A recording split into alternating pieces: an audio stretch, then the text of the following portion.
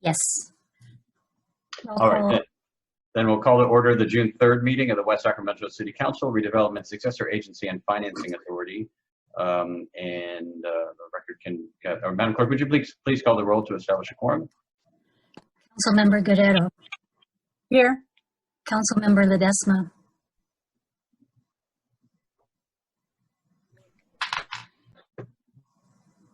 Councilmember Ledesma. Here. Mayor Pro Tem Sandin. Here. Mayor Cabalden. Here. Councilmember Roscoe is not at this meeting at the moment. Correct. We are there as residents of the State Streets and Westmore Oaks neighborhoods of the city. Portion of the city experienced a power outage for an extended power outage earlier today. The power, I understand, is back on. That's Councilmember Roscoe's neighborhood, and so she is expecting to join us shortly, but she will be here for the duration of the meeting. So we're meeting tonight pursuant to Governor's Executive Order N-29-20 via teleconference to reduce the spread of COVID-19. Members of the public have been asked to watch the meeting via live stream at the city's website or on Wave Cable Channel 20, and to submit comments in writing to the city clerk prior to 6 p.m. on the day of the meeting, and we will note the public comments as we get to each agenda item. Other than that, we will proceed as and this is our regular meeting. We have a variety of regular business. The council also has been meeting in alternate weeks to focus on the COVID-19 situation. Let me also take a moment just at this time to note that we determined that the meeting for next week, that we will not be meeting next week, so we're going to be canceling that meeting. As the council is aware, the Mayor Pro Tem and I meet each week with the city manager for the purpose of whether there are pressing items to be taken up in each week, since we took the extraordinary step of weekly meetings, and the manager has modified the agenda schedule in order to concentrate items this week and the week after next, so there will be no meeting next week. Having said that, of course, we are currently operating under two declarations of emergency, and therefore a special or an emergency meeting is a possibility at any time. All right, so that brings us to item 1A, which is presentation. And one more thing, the council did not meet in closed session this evening. So that brings us to item 1A, which is presentations by public on the matters not on the agenda, but within the council's jurisdiction. Madam Clerk, do we have any public comment under item 1A? No, we do not. All right, thank you. All right, then we will proceed to item 1B, which is council communications. Are there reports or communications from our liaison assignments noted on the agenda this evening? Mayor Pro Tem Sandin. Thank you, Mr. Mayor.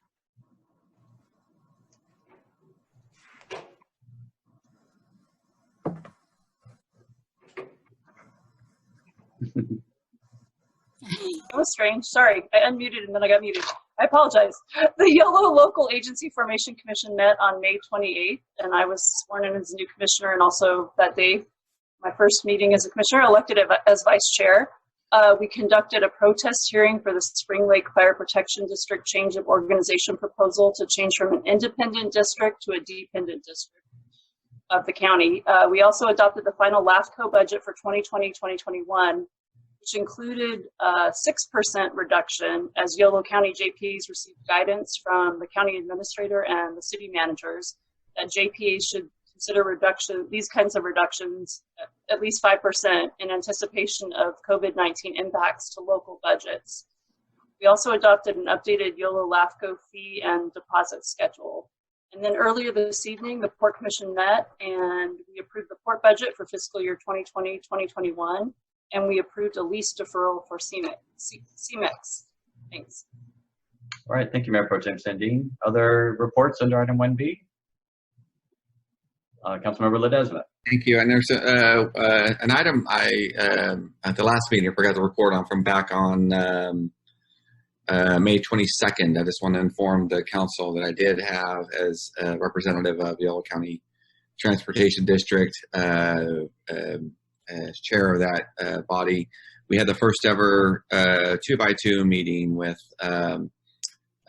Sac Regional Transit with their board chair and vice chair. That was on Friday the 22nd. It was myself, and board member Lucas Frericks. And then on the SACRT side, it was Steve Hansen and, oh my gosh, I'm lost on the other person. Anyway, but they're vice chair on their side. But we covered a number of areas, including that included both professional staff and us. But it was mainly to catch up on the partnerships we do have with SACRT and both the Causeway Connection, some of the airport bus routes, and then mostly around impacts of COVID. It was a really good opportunity for us to hear from SACRT kind of what they're seeing by way of ridership. And we're both getting into budgeting season. I think it's an area why I want to bring it up here. But we were able to get with them and hear what their projections are and what they're starting to think about in terms of budgeting and ridership will be going into the last half of this year and the first half of the new fiscal year. So it allowed us to kind of calibrate a little bit on sort of what we can expect, what ridership we can expect, but also to look for opportunities for partnership. And so I'll be, again, we had a few action items out of it just in terms of coordinating. The one main thing is coordinating possible agreements to where if for some reason Yolo County needed assistance with transit services because of shortage of drivers or others because of COVID. Those are kind of situations we kind of walk through, like it would be a good idea to have jurisdictional assistance, much as we do in a lot of other areas of our two jurisdictions here in the city. So we all thought that was a good opportunity for us. And so anyway, this is a new part of what Yolo County Transit is trying to do. And so we'll be meeting again, I think, next month, and we'll be doing so going forward with a new chair, and the immediate past chair is the way it will be set up. Anyway, got our report on that, and that's all I have. All right, thank you. Any other reports under item 1B?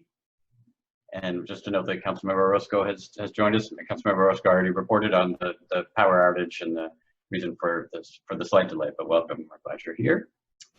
All right, so item for considering alternatives and coming back to us with this on June 17th. So is there an objection to continuing this item to June 17th? All right, seeing none, that will be the order, and we'll remove it from the consent agenda, obviously, and then continue it to June 17th. All right, any further discussion on the consent agenda? Mayor, we received 2 public comments for item number 5. Yes, but we are not taking up item 5. So, Mr. City Attorney, just want to be clear: is it appropriate to continue the public comment till that time, or should we hear it now, although we're not considering the item in any way? I think it's appropriate to continue it. Okay. All right. So we'll do that, and unfortunately, in this particular case, all the public comments in writing, so we can also be able to, if it is, we'll have it in the next meeting, and perhaps the commenters, when the alternatives that Mr. Laurel has just described are fleshed out and brought back on June 17th, they may have additional comments to make as well. All right. So is there a motion on the consent agenda? Move to approve the consent agenda. And I'll second.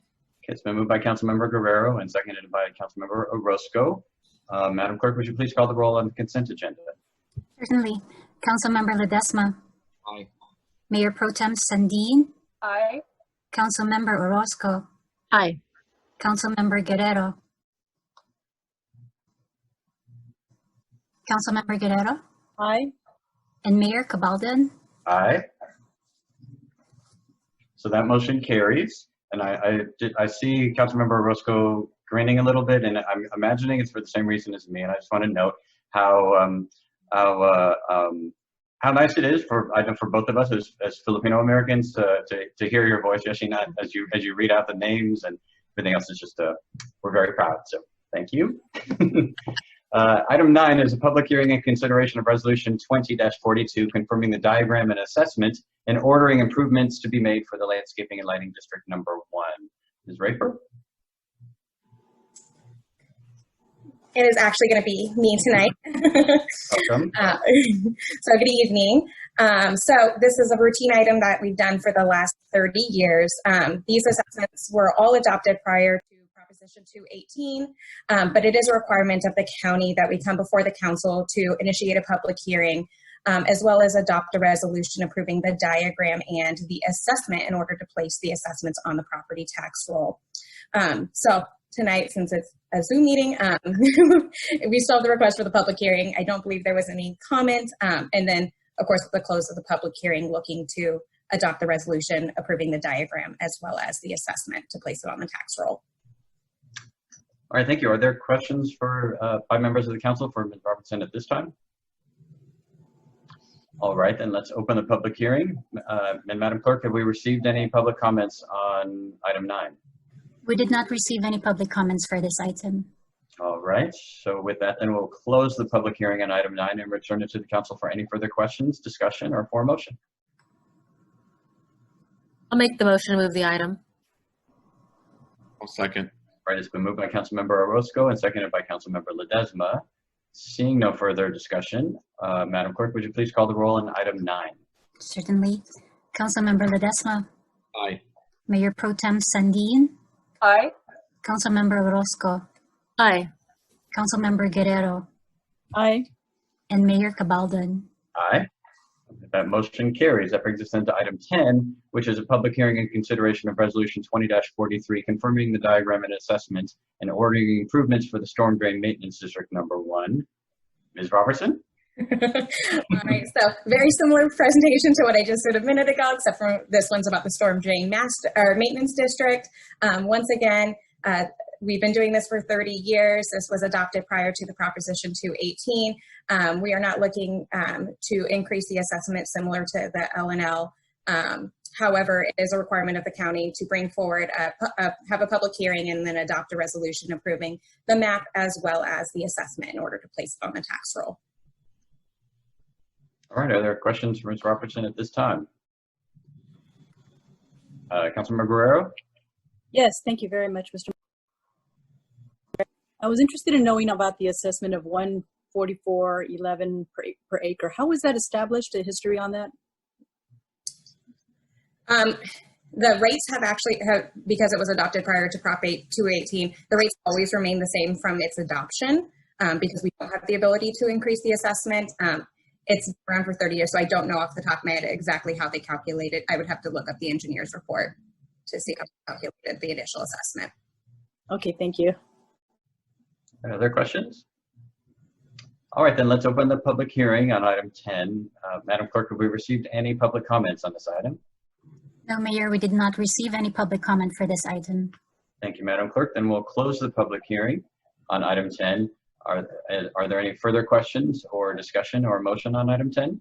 I'll make that motion, Your Honor, or Mr. Mayor. Sorry, Your Honor. Wrong venue. Sorry. Wrong venue. Okay, it's been moved by Councilmember Roscoe. I'll second that. And seconded by Mayor Pro Tem Sandin. Madam Clerk, would you please call the roll? Councilmember Ledesma. Aye. Mayor Pro Tem Sandin. Aye. Councilmember Orozco. Aye. Councilmember Guerrero. Aye. And Mayor Cabaldon. Aye. All right, so that motion carries. Thank you. Thank you, Ms. Thank Robertson. you. All right, that brings us to item 11, which is consider Resolution 20-54 regarding time extensions for previously entitled projects potentially impacted by the COVID-19 pandemic. Mr. Tilley. Yes, thank you, Mr. Mayor and members of the council. Back on April 29th, we brought before you a discussion about potential time extensions for projects that have been approved but not yet vested, and that may very well be impacted by any economic fallout from the COVID-19 pandemic. At that meeting, we discussed sort of entitlements in three separate categories. And what's before you tonight primarily is for what we refer to as common land use entitlements. Those will be a lot of our really bread and butter entitlements that we do all the time, like use permits and design review and variances, things of that nature. We've grouped this type of entitlements sort of in this arrangement because these are entitlements that are the least amount tangled with any provisions, direct provisions in state law. We have, even though they're provided for in state law, the state law doesn't necessarily provide specific timeframes by which those entitlements can be extended or any maximums. That's sort of contrasted by the subdivision maps and development agreements, which are very much rooted in state law and have a lot more specificity in them. So what we're considering tonight would be for what we call common land use entitlements. At the April 29th meeting, Council did express support for some form of time extension, but not a blanket one. Council indicated they were looking to see some activity related to the various projects that have come forward. And so we have developed some criteria that would be used by the zoning administrator to actually grant time extension sort of as a group for those particular projects that meet one or more of the criteria. So in the resolution before you tonight, we have included as an attachment to that resolution 3 proposed criteria for the council's consideration. These were all meant to represent steps in projects that were definitely required some concerted effort on behalf of the project proponent to advance the project to the point where it would be complete or become operational. So those criteria would be if they've already been for building permit plan check, should their project require a building permit. Also, if they need to obtain any necessary state licenses. And then the third one would be if a project applicant has completed acquisition of a property or otherwise gained a real property interest in the site where they propose to do whatever was approved with part of their entitlement. So we're asking the council tonight to consider this resolution with these criteria, and should the council find that these criteria are sufficient based on your previous direction, then these would be what the zoning administrator would consider in terms of the list of projects that was also attached to your report tonight, and would grant a group time extension for those projects that would meet at least one of those criteria. So with that, I would close my presentation. I'd be happy to answer any questions you may have. All right, David, I'd just like to just start. It seems like the criteria are focused on position and not velocity, which is to say, right, if you had done these things 10 years ago and have done nothing since, I mean, 10 years is a little long given the building permit plan review, but if you've done them a while ago and were stalled or hadn't really pulled the trigger, weren't about to pull the trigger prior to the pandemic, that you're treated the same. I was just trying to understand. The conversation we had last time was about trying to distinguish those projects or those categories of projects for which the pandemic really was, at least potentially a factor. I mean, we're not going. I mean, none of us intended to go through and conduct a forensic investigation to determine whether the pandemic was the issue or not. But I'm wondering about the consideration of something just other than status, but also motion and change and progress with respect to some of these projects, because there are some on here that are legendary for not moving at all, pandemic or not. But then I just want to understand where what the lens there was. Well, fortunately, in this case, we are talking about a 2-year window, max here in terms for the types of land use entitlements that we're considering tonight. It would have had to been something that would have been approved within the last 2 years. And so we can probably put some additional temporal criteria onto this, so that if they have obtained that license within the last several months, as an example, or if they have been in plan check but only fairly recently, not one that somebody applied for a year ago and that it's sort of been languishing ever since. So there very well could be a way to establish some a little more temporal criteria to meet what the council objectives was from our last meeting. All right. Yeah, I mean, I'm asking in part because the extent to which projects weren't viable before. Some of these projects they couldn't get their financing or whatever wasn't going to happen before. In many cases, at least, it seems like that likelihood is not going to improve as a result of the pandemic, and all we're doing is pushing off necessary adjustments to the local market, to the local portfolio of land, transactions that should be occurring between one owner to a successor owner, or potentially to a different use. So I don't know what the answer is. Maybe what you've just described would work in that way, but I do think paying attention to that phenomenon. So there's a cost to sort of just freezing stuff in place as though nothing happened when something has happened in the space. So, Councilmember Guerrero. Yes, thank you, Mr. Mayor, and I appreciate being able to revisit this. There's only one point I can't remember. Where did we, or did you? Sorry, did you contact some of the developers or the project owners here to let them know about this, and maybe like kind of get some individual assessment on the status and the likelihood that they're going to move forward, just to get a deeper dive directly with them? We have had some communication with some of our project applicants. They knew we had brought this up to the council, late April, and some of them have inquired with us in the meantime, like, should I be applying, for my own right now? And we have encouraged them to do that in the meantime until we had, final decision from council. But there is definitely some desire for time extension on certain projects. Each one has its own, characteristics and needs, and projects large and small.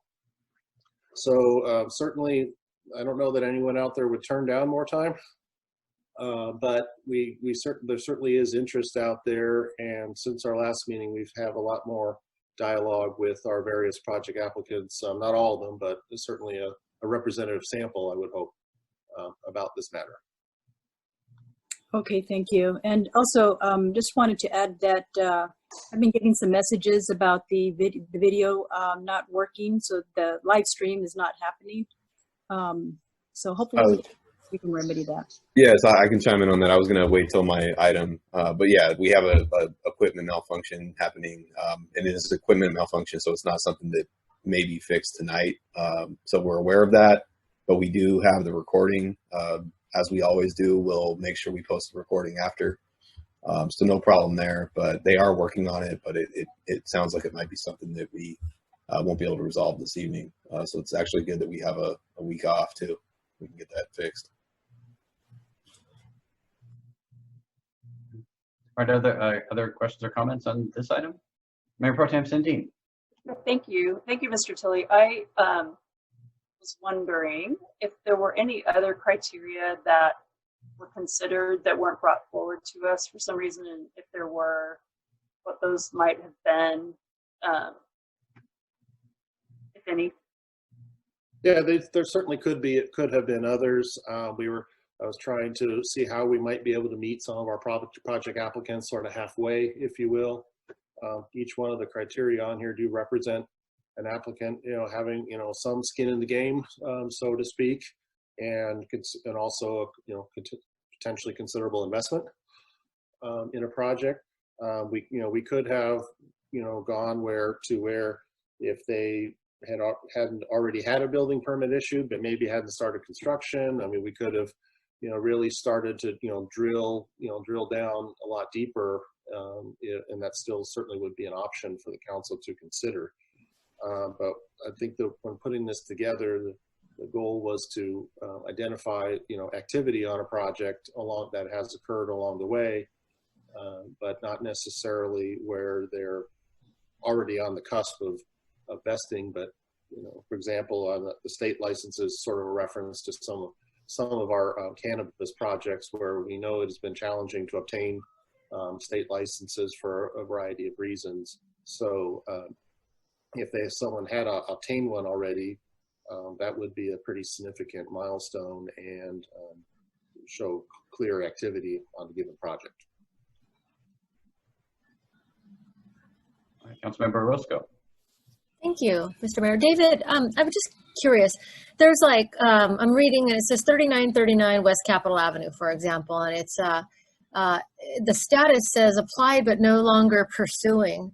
And that, along with the other ones that just show status and there's really no status report on them, can you help me understand why we would want to do an extension on projects that might not have any I mean, maybe they do have activity, but we're just not reporting it. I'm just trying to understand why these would be included as opposed to the ones that were actively.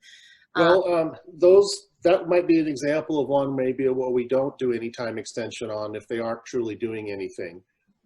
You know, my intention would be to parse this list with a much fine-tooth comb once we have the criteria by which the council wants the zoning administrator to proceed with. So, but I wanted to give the council at least a representation of the number of projects, the variety of projects, and you know, and then just the scale of projects. I mean, they run from some of the biggest projects we have done down to a exterior staircase in Washington. Right. Okay. Thank you. Councilmember Ledesma. Thank you. I could get to my mute button fast enough around here. So thank you, David, for the update on this. And I kind of do, you do note it in the staff report, our conversation the last time, because we did have we did have, well, we agreed that we didn't want just a blanket, everything gets pushed off for 3 months. And we did want to take a closer look at that. And I think with the criteria that you've outlined, it doesn't, in my mind, kind of capture sort of the performance-based kind of where's this applicant been to the time period, if they've been dormant for the last 12 months or they've, you know, been at this for some time, is given them 3 months extension, which they may not have sought anyway, or they weren't going to meet any performance milestone between now and or when COVID started to the 3 months after. We were just trying to make sure we were approaching this with again, it's not sort of, if we would have done it before, would we do it here? Just, you know, we're just postponing kind of the continued, I don't say bad behavior, but someone who wasn't progressing with something that beyond this. So, I get your point around, it's a pretty extensive list. I get it. And maybe, you know, there may be another lens to that, even that performance element, depending on the scale of the project, or to, you know, if it's to your point, if it's a stairway and on a residential lot that somebody's trying to change, and they're just, you know, it's a resident trying to do that. It's different than a project that has taken a significant amount of city time and effort and are through other types of investments from our part, whether it be a public investments or whatever, that they're able to do that project. Again, it's just a difference in that kind of category. So I think that's the approach that maybe if there's another way to look at it, prism to look at it in that realm. Yeah, I think what the criteria, you know, represent, at least when we were putting them together, it really meant that by virtue of having achieved, you know, at least one of these three matters, it means they were making progress, and they were making progress potentially very recently. And then COVID, you know, came. So if projects hadn't already been in the hopper, you know, post planning commission or zoning administrator approval by now, they may never be.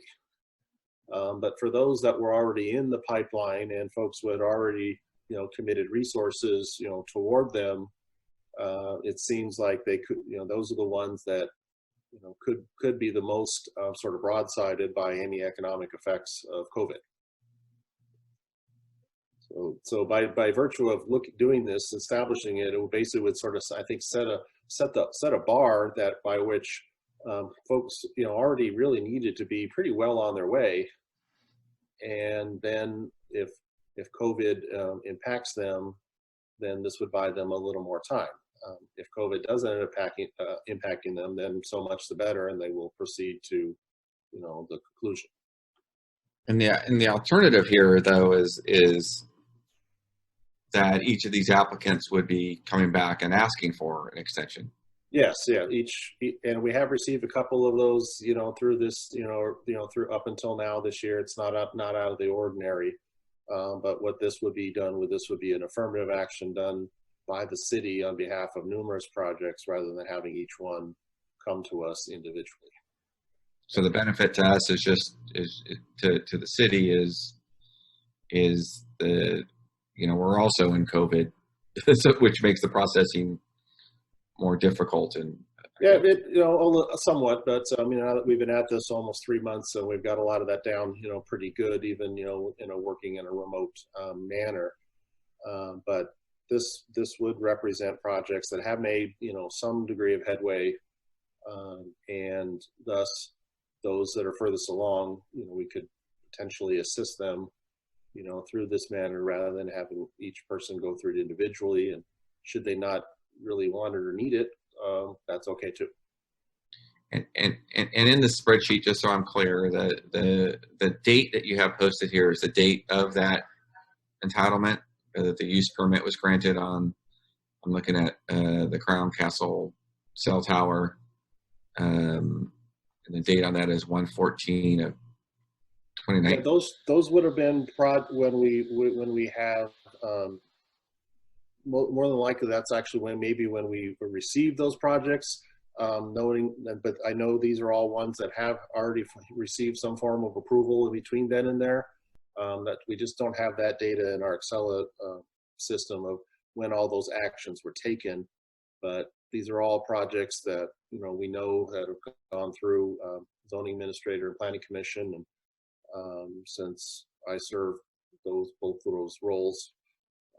That's why I put this one together. And so, with this list, as I mentioned at our last meeting, isn't necessarily meant to be 100% exhaustive, but it very well should be representational of the various kinds of projects that have come through us in the last couple of years. Okay.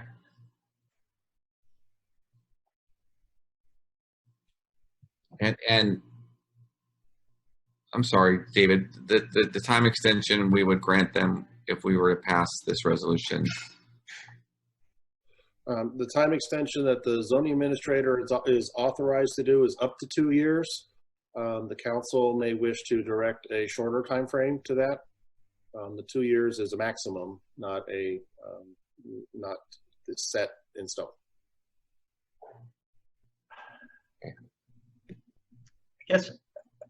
I guess I'm kind of feeling like we're not ready on this yet. Because I had the same question about the timeline, and if this really were a temporary pause that we were dealing with, and then everything was going to go back to normal, then all we're losing is a little bit of time in projects might have been. But if a project that was going nowhere before, or maybe it was going somewhere only because we were pulling it by its teeth, by ourselves. And so 3 months of COVID or 4 months of COVID, and then it's 2 years more on the books. It is a drag on both the renewal of the parcels that it's on and on other projects around it. That seems like a very, and as you say, this is not even the full list, right? We're looking at the list and identifying, okay, what would it be? It's so broad at this point. It feels to me like, that going back to the criteria, as Mayor Pro Tem Sandin said, that we might have considered, and maybe give us a couple of other alternative options. Come back with some more, some consideration that we might impose, some discipline on the length of time, but just I don't feel like I know much more now than I did when this is up before. And the consequences of getting it wrong are real in terms of freezing in place projects that if they're not going to make it, they need to move on, and so do we as a staff, as an economic development department, and others, in order to move forward with alternatives. I mean, it's all in the community. So, I could envision voting on this tonight, but I think we would need some additional work on the criteria and defining how long and based on what, Are there kinds of things on here that maybe the zoning administrator shouldn't be dealing with? Maybe at least the planning commission, if not us. Because as Mr. Ledesma pointed out, we're not talking about yes or no on extensions. We're just talking about who does it and with what level of review. And so we could do that tonight. It just feels like it's a lot of sort of wordsmithing and policy development in real time this evening, which I'm not sure we have the tools that we need to do that properly. Councilmember Roscoe? I'm sorry, I just didn't mute. Mr. Mayor, we certainly could do a much deeper dive on this and return to you at one of your upcoming meetings and try to dial this in much better for you and the rest of the council. Well, those are my comments. Let's hear it. Let's other council members say, hey, I'm ready to vote yes on it as it is, or I have the solution, and so let's get a little bit more conversation. But thank you for that, Mr. Tilley. Mr. Ledesma. Yeah, thank you. The part that I'm struggling with, David, is and we were to approve this, and maybe this is a bit to the mayor's point. It's just I don't want any surprises at the end of this. Because there's really no guy. The zoning administrator will grant it, and we're granting. I think we can do a little more work around the criteria that you've outlined here, and then also guidance on how the zoning administrator might approach it, right? And because we don't know sort of what will happen next, and I'm just we're expressing sentiment towards. At least I am, a sentiment around kind of how these projects might be extended, what criteria in a normal state, and we're not in a normal state. And some of these have really rational reasons and impetus, and we would have, there's strategic value to it, to the city, and to the residents that kind of keep this in play. But it just sort of it feels a bit like a blank check to sort of, we kind of scrubbed it a little bit, give these some extension, and then hoping it all lands in a way that we want to. So I think that's where I need some help. I just don't want to wake up 6 months from now, like we did at some point, and then stoplight sort of erupted on Jefferson Boulevard across from the apartment building that we weren't really, as a planning commissioner at the time, didn't understand how that happened. And that's kind of what I'm feeling like might happen here, is that something got extended on a series of projects that that maybe weren't really making progress before, or gave it an extension that we weren't really expecting before by way of length. And again, it feels like we're not quite calibrated there yet.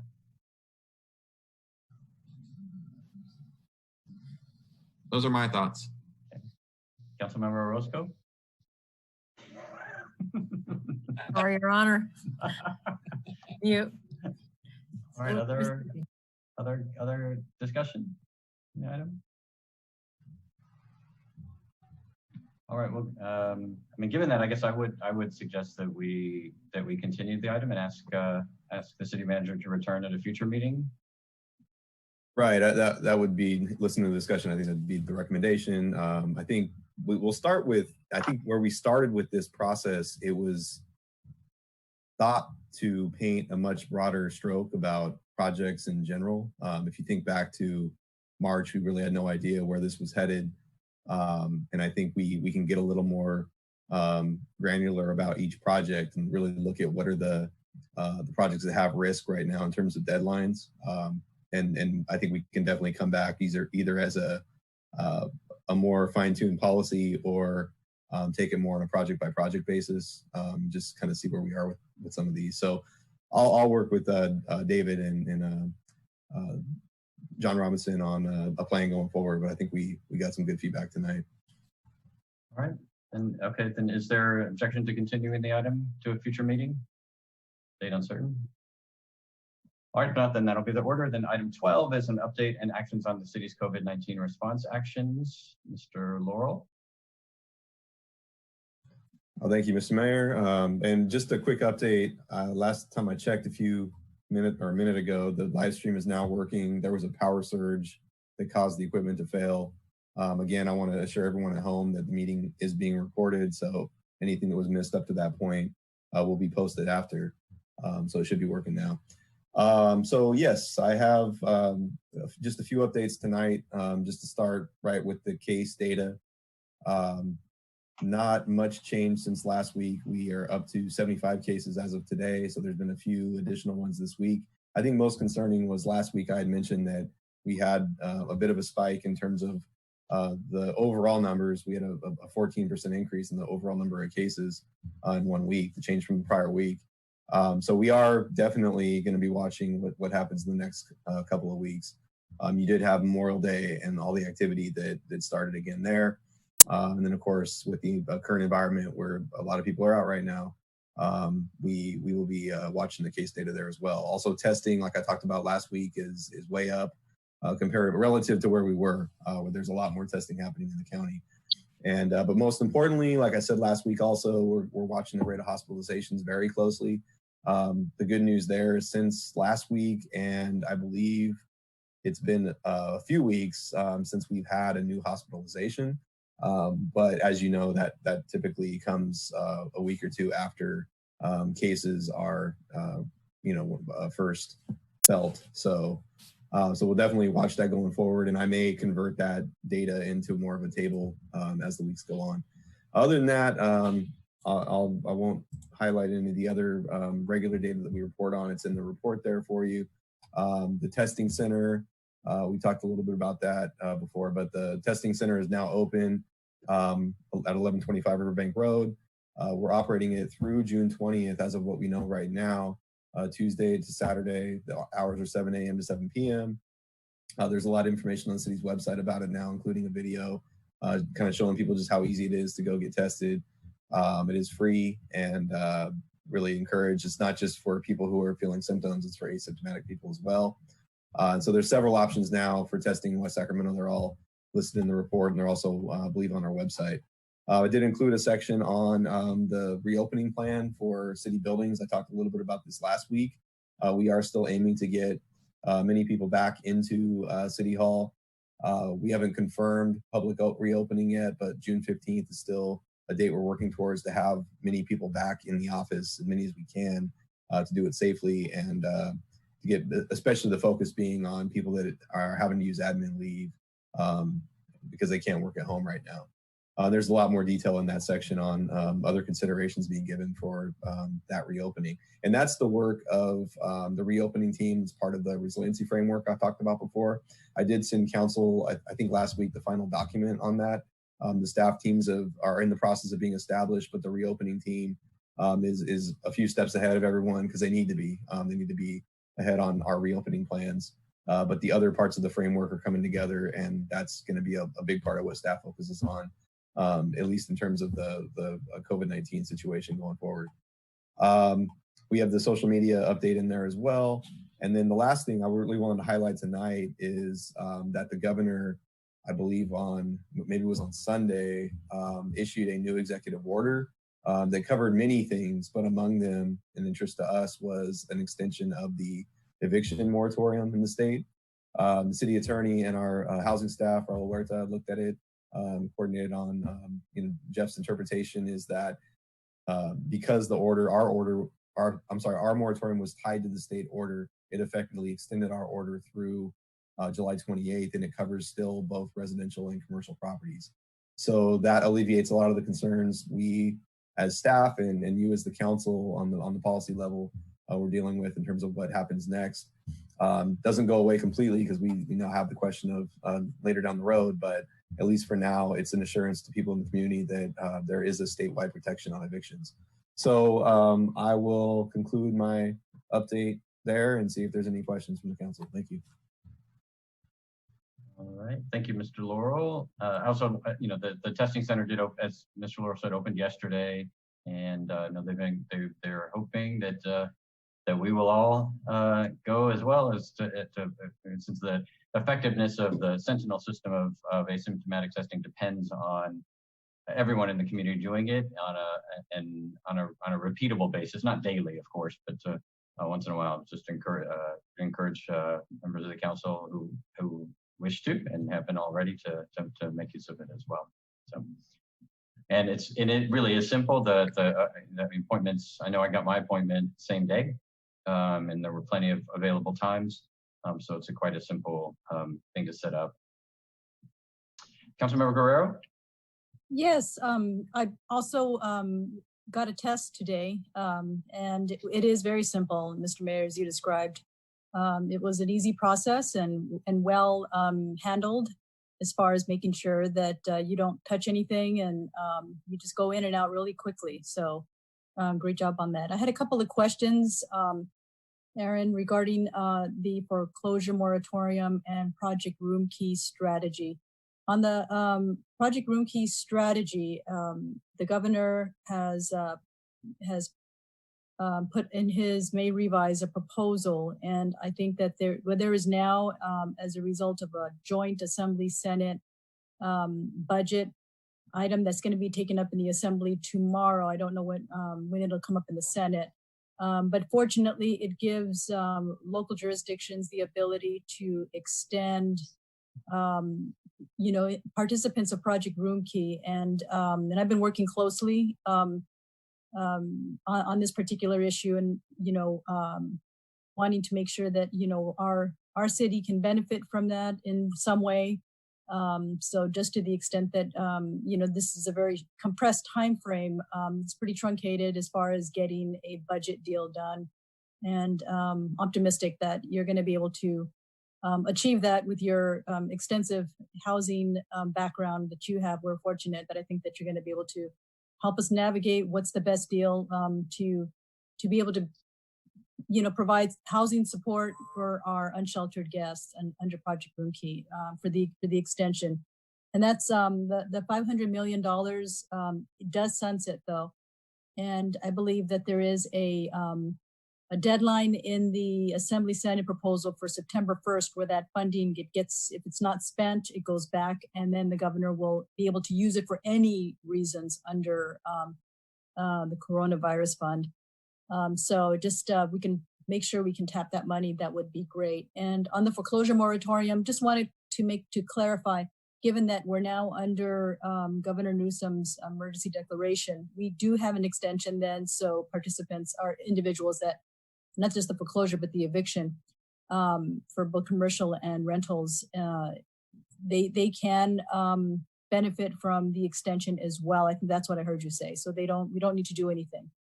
Yeah, so my comments were particular to the eviction moratorium order from the governor, not on foreclosures necessarily, but yes, the governor's order, because our ordinance was tied to the duration of the state order, because the order was extended, we are effectively extended with ours as well. So whether you're a residential or commercial tenant, the protections under the state order also apply to our eviction moratorium. So we're out to July 28th at this point. Information on our website has been updated to that effect. So if people are in search of that, it's in the same place. I don't have the link in front of me, but it's in my report. So I did put the link in the report in that section. It's highlighted.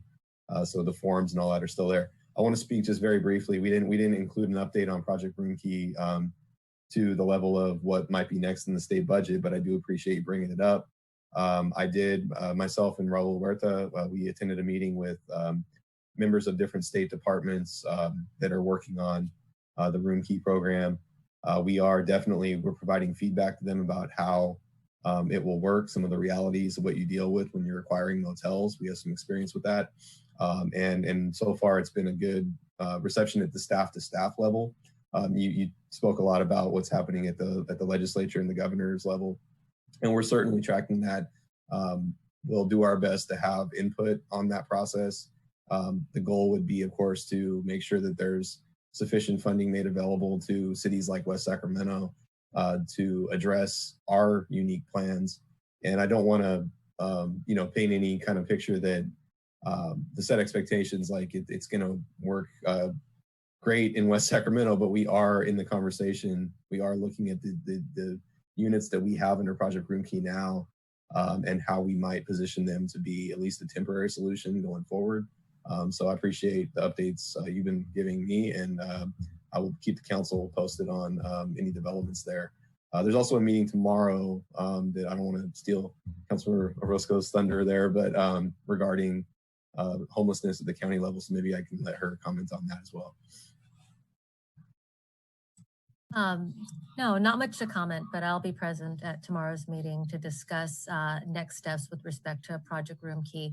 I had a long conversation about the program for the last few days to try to get a better understanding of what our city's needs are and what next steps we can employ in order to preserve the opportunity for the current residents to remain housed. I mean, as we all know, but and many of the people in our community know, these are some of the most vulnerable folks in our community who are housed, fortunately, to protect their own health, but also the health of our community. And many of them are really suffering from significant health issues. I mean, we're talking significant, talking about cancer and not to get too deep into some of the ailments, but these are folks that wouldn't have a very good chance if they were out on the street. So as we anticipate future projects such as our permanent supportive housing and or other projects that could mimic bridge to housing and other programs that are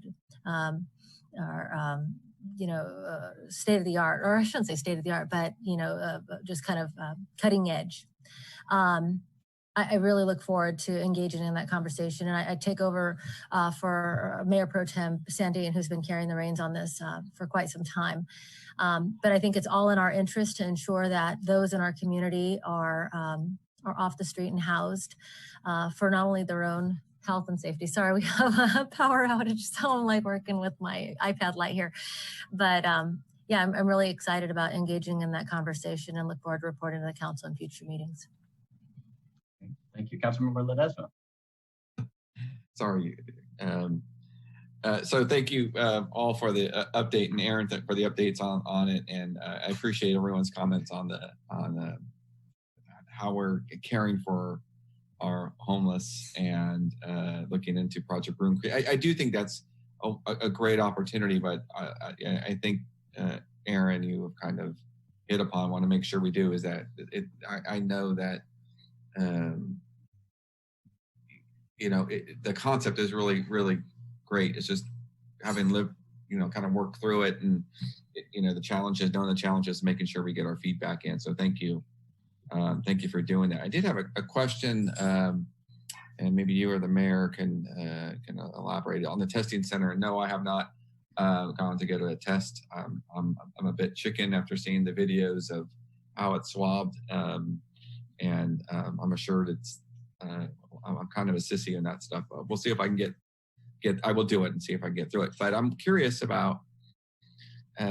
This is going through June 20th in West Sacramento, and we're still looking at ways to find continued testing in our city. So I'm trying to reconcile what avenues is there funding opportunities that they're looking for? Or is this just the agreement we have with Yolo County and about how long this is in our city for?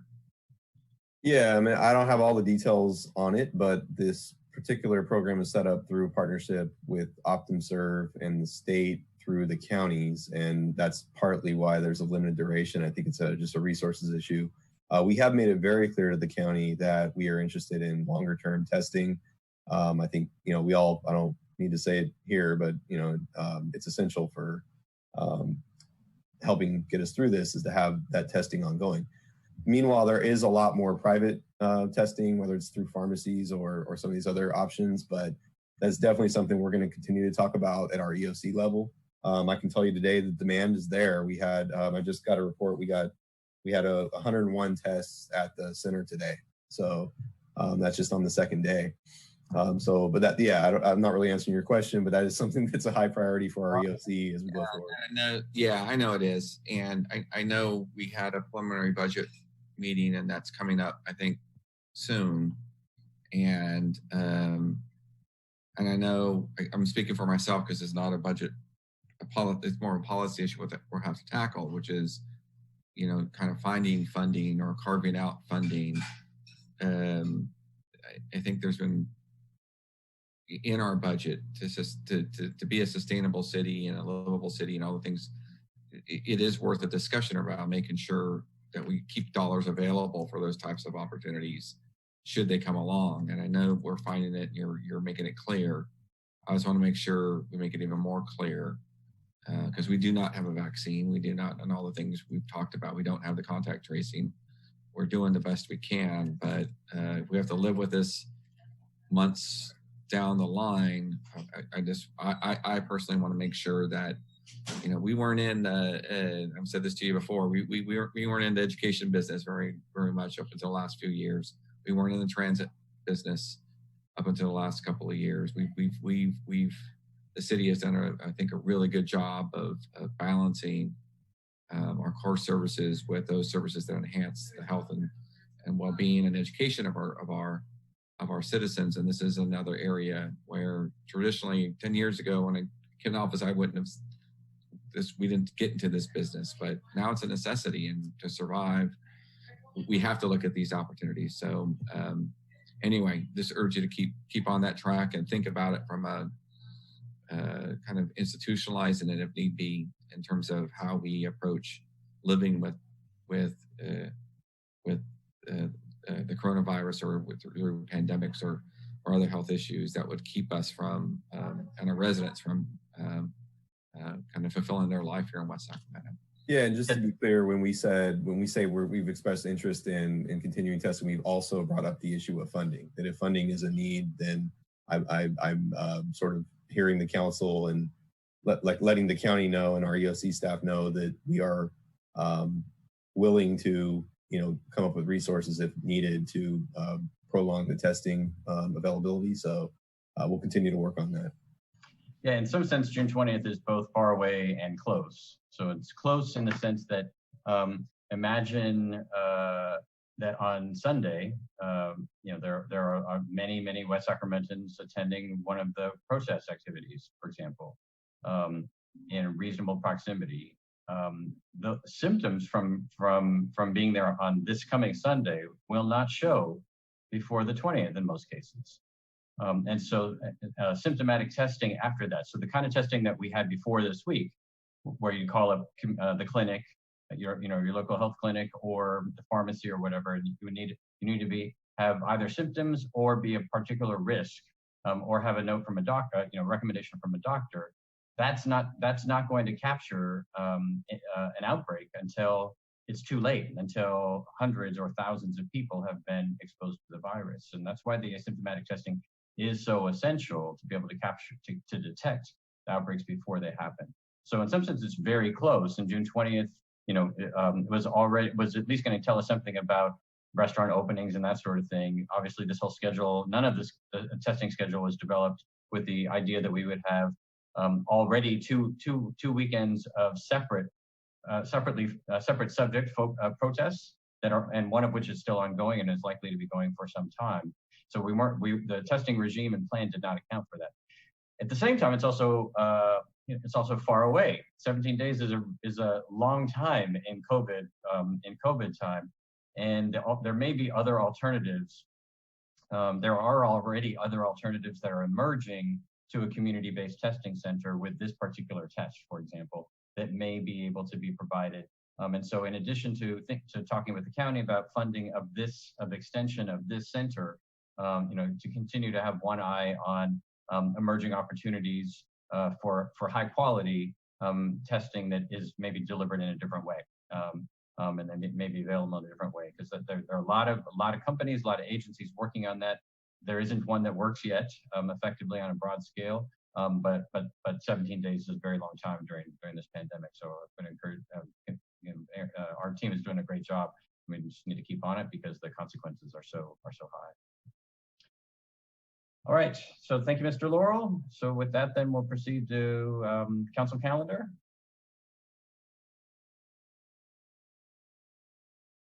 Good evening, Mayor, council members. A couple of items that are coming up in the near future. Next Monday, June 8th, we have the River City Regional Stadium Financing Authority meeting. That's at 4 o'clock by teleconference. And then our TMI commission is coming back online by teleconference at 6 o'clock on that same night, Monday, June 8th. All right, and for first-time viewers, that's the Transportation, Mobility, and Infrastructure Commission. Yes, not too much information. It is not spying on anyone, but yeah, okay. Any questions on the calendar? All right, thank you. City Manager reports. Yes, just briefly, I just want to give a quick update on the curfew that we had imposed as of Monday evening. We did make the decision today to suspend the curfew. There is an announcement that was put out and put all over our different channels, but on the website we started there.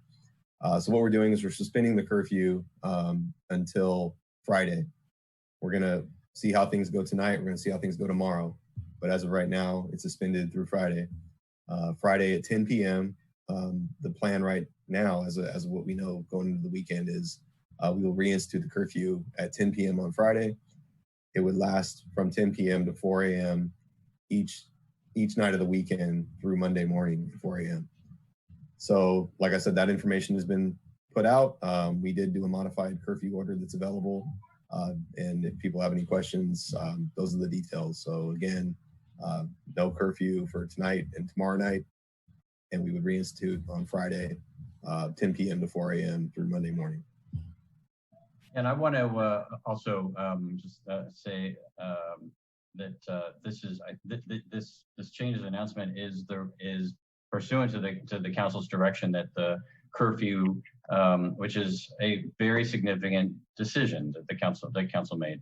Curfew, I know to some folks seems just almost normal because it sounds like the shelter-in-place order. It is not. It's a significant exercise of our public authority.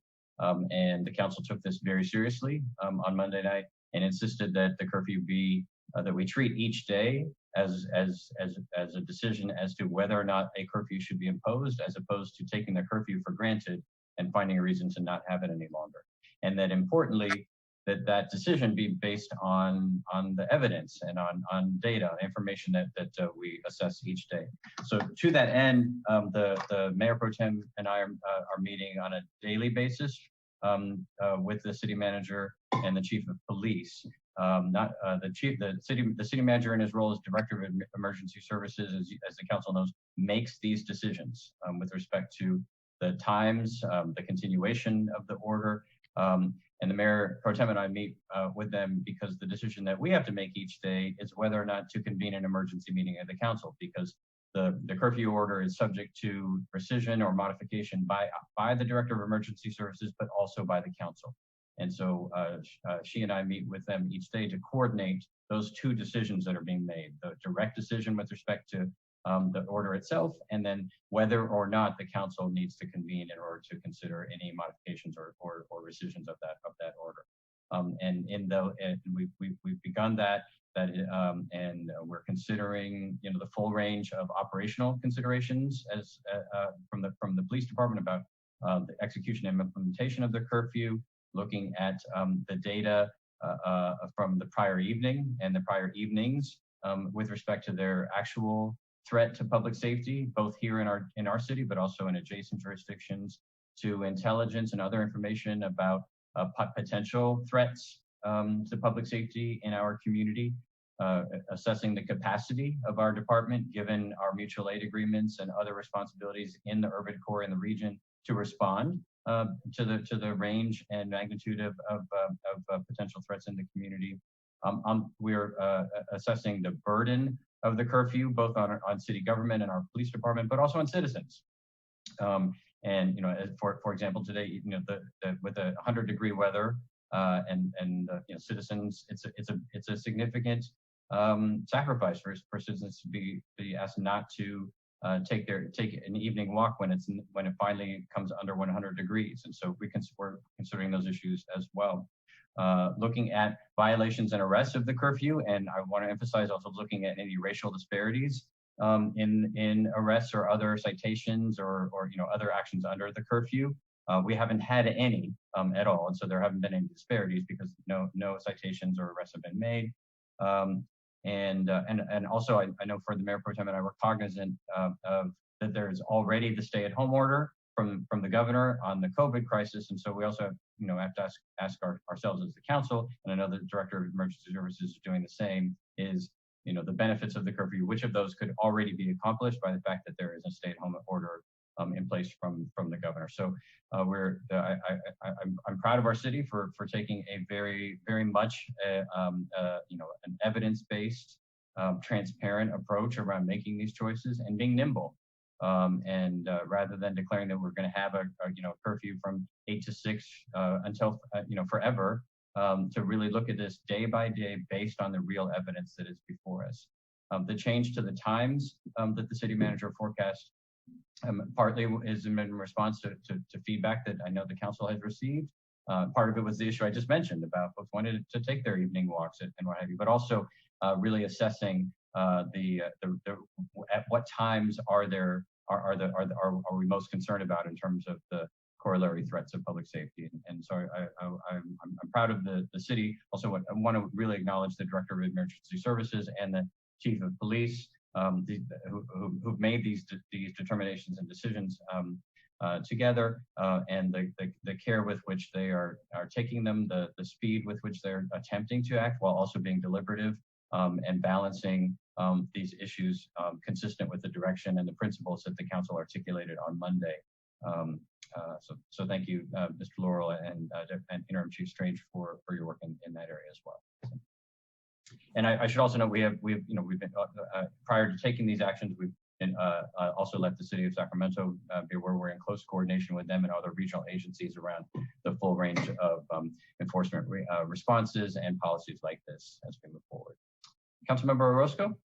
Thank you, Mr. Mayor. I just wanted to comment briefly and thanking our city manager and assistant city managers and staff, as well as our mayor and mayor pro tem for all of the hard work that you guys have all been doing. And that's not to neglect our acting chief of police and the police department, all of whom have been incredibly nimble and hardworking during the last several weeks.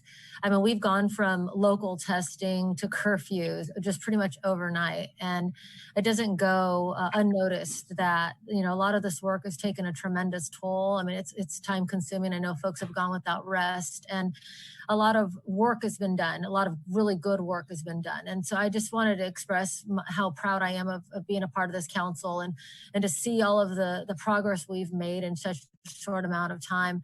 I'll be even more proud when Councilmember Ledesma gets over his fear of getting tested. But in any case, I just want to say thank you to all of you who have put in all this hard work to ensure that our city remains safe. Thank you. Councilmember Guerrero. Thank you, Mr. Mayor. I wanted to thank our residents who, when the announcement came out, a good number of them was trying to figure out how they could adhere to it and looking at all the different scenarios and asking a lot of questions, demonstrating their interest and compassion during this time, during this very challenging time when we're trying to do public demonstration about what happened to George Floyd and just the devastation it had and the traumatic reminder it brought on members of the community that have experienced something similar to that, but also looking at ways to provide enhanced public safety and trying to be compliant with it. I'm just very grateful to the community and their compassion for that. Also to police and fire. Fire's been in and out of our city. There's a lot going on. They've been providing the mutual aid out across, the bridge and to Sacramento. A lot of fires out there lately. And also to the police who've been, taking a lot of time off their, personal, lives, with their families and dedicating it out in force, to continue to protect the city. So I know it's been challenging, for an extended period of time with the pandemic, but now we have this and, there's been nothing, significantly bad that's happened in the city. And that's a lot of it is because they are on top of it. The event that happened in Target, I think that their presence when they showed up, it prevented a situation from getting worse. So their presence is respected and noted in our community. And I just really appreciate all of what they've done, their training, and their involvement, both in the community engagement for all these years, but also now in the public service of protection. One of the feedback I did receive, and it's ongoing even with today because the order is a little different than the last couple of nights, is the reverse 911 system. When Davis has a need to report out, we get the Davis reports because they do use the 911 reverse system for a car accident or a road, that's closed or something. And even though it doesn't, our curfew does not apply countywide, there are people who could migrate in from the outside, and we are working collaboratively in a way that's consistent with Sacramento, but also to our neighbors across the causeway for them to be informed. I don't think it'll hurt, but also to really provide all the resources to inform our residents who may not be social media active users.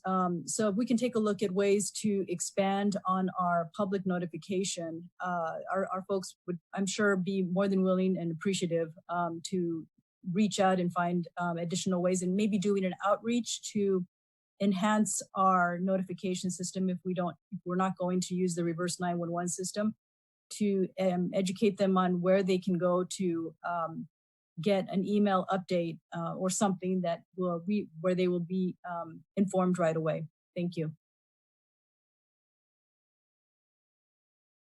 Thank you, Councilmember Guerrero, and I also want to thank you. I know you were opposed to the curfew, and I know you felt strongly that it wasn't going to work, and that you agreed for optics to support it ultimately. And I really appreciate you agreeing to do that so that we could have the opportunity to deploy what was the recommendation of the police department in order to keep our community safe. And I really agree with you that the joint work of our police department and of citizens who voluntarily complied and have been checking for additional information has been the key to its success. And also to thank our public information officers, and all, we talk about police and fire and the city manager and Mayor Pro Tem and me and all of us, but the Public Information Office has also worked really hard in order to get the word out. And I think I think it's the vast majority of people have gotten word of it through other channels than any city or county channels, which is normal. But the coverage in the B and TV and radio has been the primary source of information for most folks, as it usually is. The chief and the city manager had the chief of police had recommended against using the use of reverse 911, and the city manager made that determination as well. And I wonder if the manager might be able to provide us any background on that issue, and also what our colleagues across the causeway might be doing. Yeah, thank you for that. I do want to clear that up because the city of Davis, yes, they have a program where they do text alerts, but it's not reverse 911. It's a product that's similar. It's the same company. In fact, the city at one time had a similar system. They do text alerts about a lot of different things, including road closures and that sort of thing. It takes a lot of resources to man that kind of system. And let me just kind of back up on the use of reverse 911. We take that very, very seriously when there's a serious threat to life safety. If there's something like in our situation where we have levees surrounding the city, or we have train tracks running through the city, if we have an emergency where quick action is the only way to save lives, that's the time that we feel reverse 911 is most appropriate. Doesn't mean that the message on Monday wasn't very important, but it wasn't the type of message that we felt couldn't reach the people that we needed it to reach in time. Even for some, if it was after 8 o'clock, those weren't the people we were immediately wanting to get the message out to. It was mainly to outsiders who may be looking to be opportunistic in our city to do looting and that sort of thing. And I think we were effective in that. So I take those comments. We listen and we hear what people say about, hey, you can use that system more. And we respect that. We understand that people don't always get the same information through social media or some of the other channels that we use. Also, a lot of people don't have access to reverse 911. There's many households out there, mine included, that use cell phones. We don't have a landline. And if I didn't work for the city and didn't sign up for it, I wouldn't receive those calls. So So it's something that we'll take a look at going forward. There's always a judgment call to make, but I at least want the council to understand what went into this one. Like I said, the city of Davis, it is a little different because they have a text alert system that's meant to notify about all sorts of things, much like we use our social media channels. And it's just very labor intensive to do the type of text alerts that they have in their system. So hopefully that helps, but definitely we listen to the feedback and we appreciate it. Thanks. Thank you. Mr. Ledesma. Thanks, Mr. Mayor, and I do appreciate, Aaron, all the work you've been doing in your capacity as the city manager and emergency director, and to Chief Strange. Thank you to all the officers. Thank everybody. I agree with what everybody has said around the tremendous efforts of our city staff and leadership to sort of move us from the emergency that is COVID to having to work through and get through a curfew and all the operations that have to go with it. That's important, and I express my gratitude to all the officers and to all public safety and everybody as well. But I do want to say something that there's a message here that actually I'd like to think this council was already starting to work toward back in our strategic planning sessions, and seems like years ago, January and February. I'd be remiss if I didn't take the moment to say that there's a lot of other voices that are peacefully and articulately, and sometimes with passion and anger and emotion, asking for each of us to take stock of where we are as the policies we make on how we administer law enforcement, how the policies we have towards social justice and equity in our city. I think we were having those conversations as a council at the beginning of the year.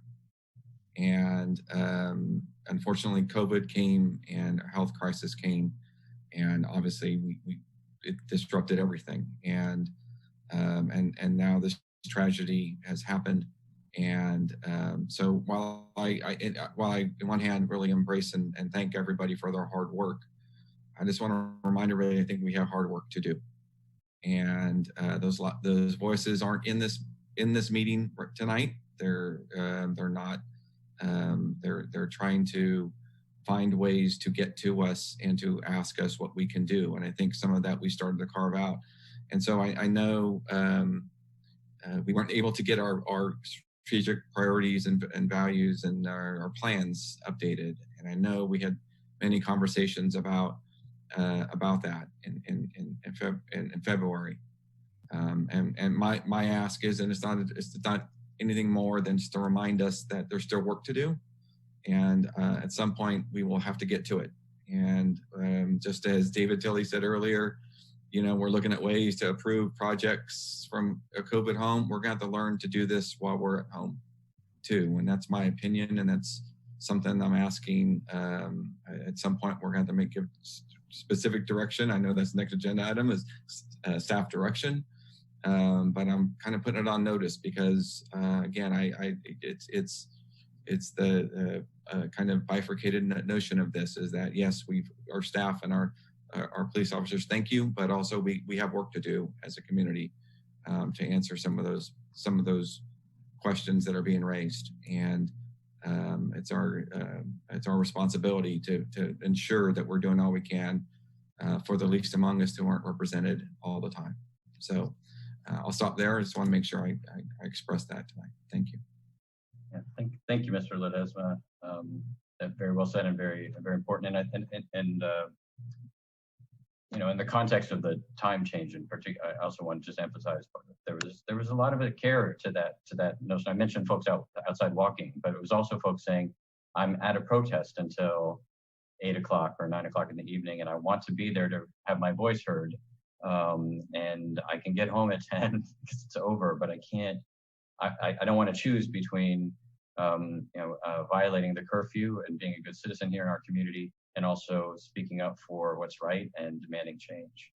it's West Sacramento has a long story in this fight. I mean, in some sense, our city's existence is owed to a fight for kinds of justice, particularly with respect to law enforcement. I mean, we often talk about how securing a water supply or getting shopping on West Capitol or opening up the riverfront were key founding objectives of our city. And for the Chamber of Commerce and for others, that is true.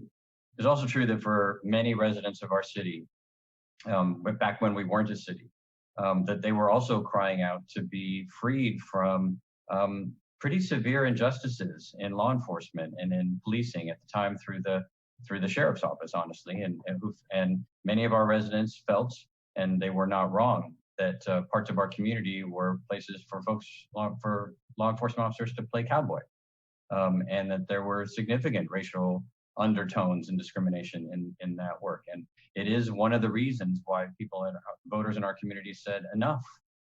We want a police department that works for us.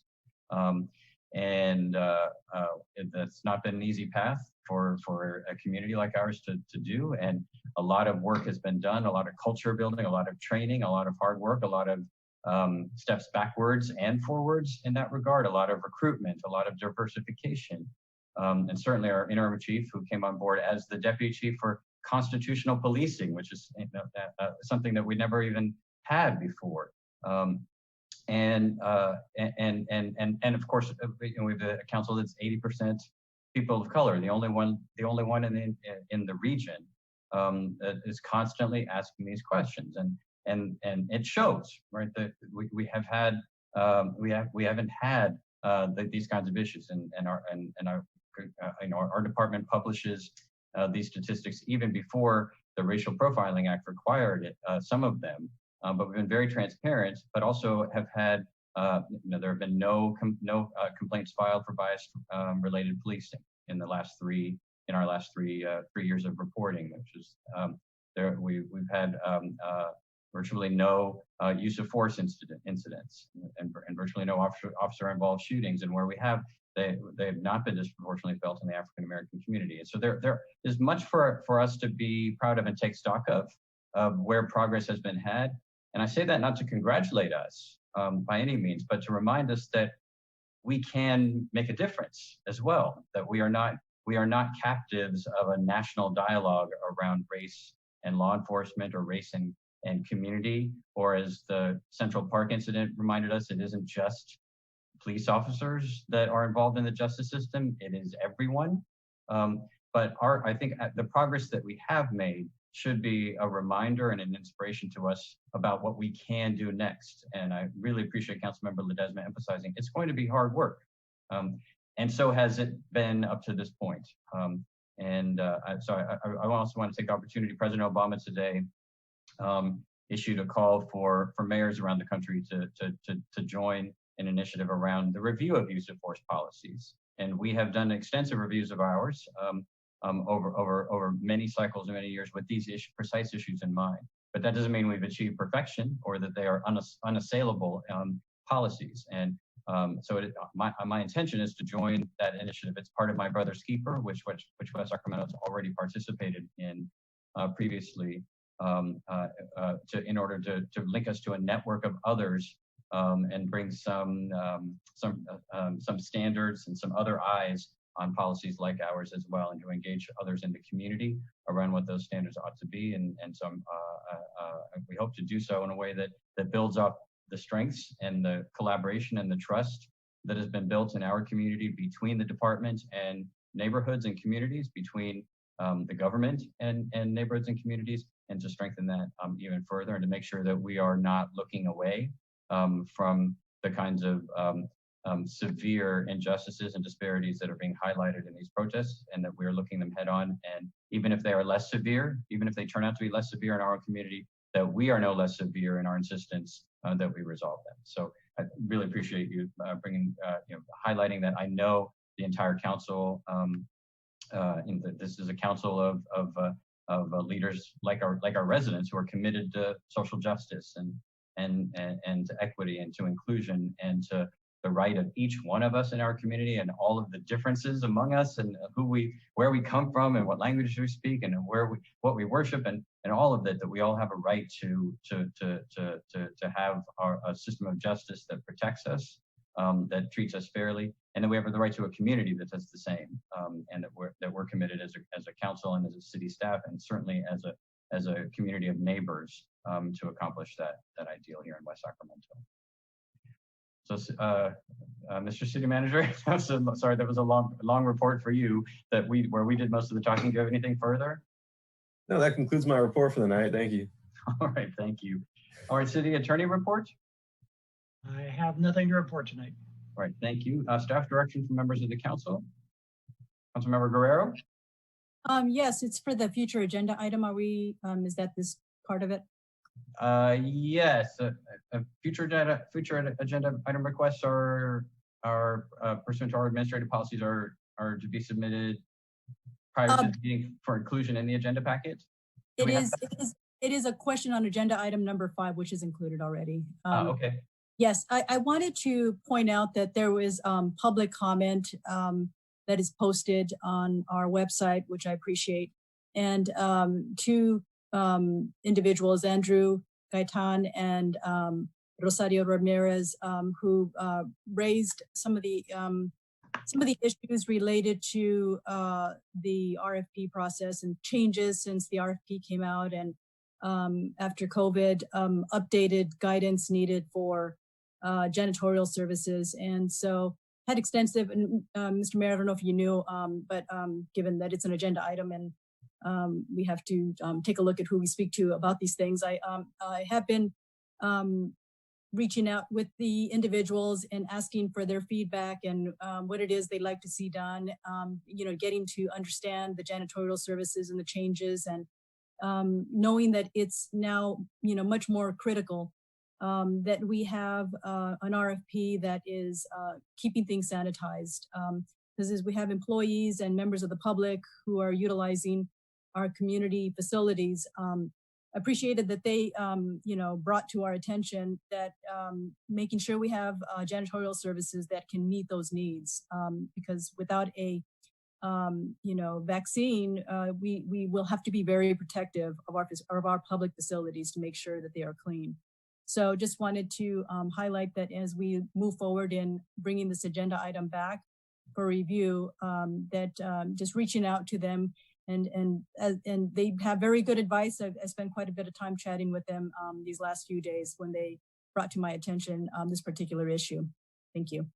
Thank you. And I know we see both comment on the agenda item tonight, but also previously on the issue more generally a week or two ago. And because of the Brown Act, we don't all collaborate in between meetings. That's not legally permissible. But so appreciate that, Councilmember Guerrero. And as I indicated earlier, we also want to acknowledge Mayor Pro Tem Sandine and Councilmember Orozco for working sort of inside the City Hall process to try to resolve that issue and the resulting change to the delay of the item in order to make it conform. All right. So with that, then, is there a motion to adjourn? So moved. Second. All right, it's been moved by Councilmember Ledesma and seconded by Councilmember Roscoe that the meeting be adjourned. All those, Madam Clerk, please call the roll. Thank you, Mayor. Councilmember Guerrero. Aye. Councilmember Ledesma. Aye. Councilmember Orozco. Aye. Mayor Pro Tem Sandine. Aye. And Mayor Cabaldan. Aye. That motion carries and the meeting is adjourned. Thank you. Thank you all. Please stay safe, West Sacramento, and stay loud. Good night, everyone.